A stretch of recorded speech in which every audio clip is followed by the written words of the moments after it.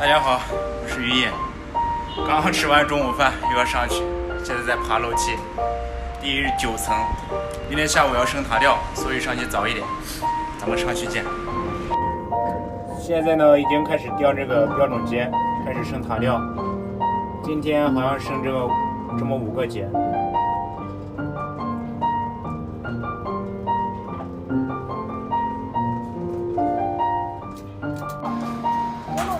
开始拆最上面的风口螺丝，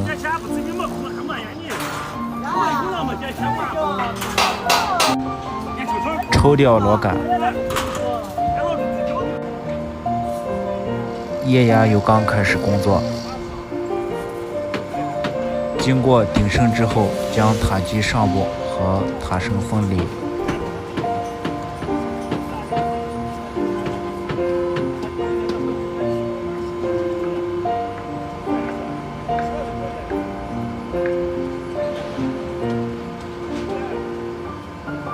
摇晃还是很大的，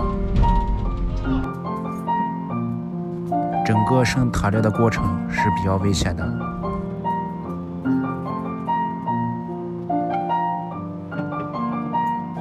整个顶升过程中，前面必须吊一个，让塔基保持平衡。整个顶升的高度要刚好能装入一个标准节的空间。然后将标准节推进去，因为它4个角都装有了铁笼子，所以推起来比较轻松。推入位置后，将铁笼子取掉，然后装上螺杆，上螺丝。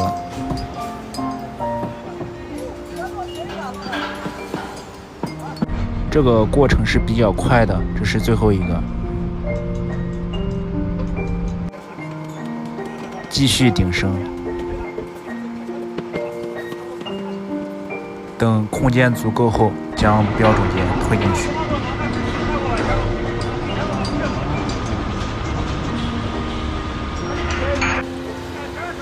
塔吊上使用的螺丝都比较大，所以扳手都比较大。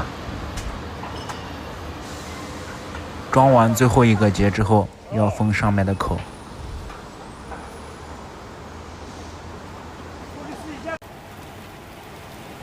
大家看一下这个雨，再看一下下面，这会儿呢风特别大。再看一下我这里面的漏的水，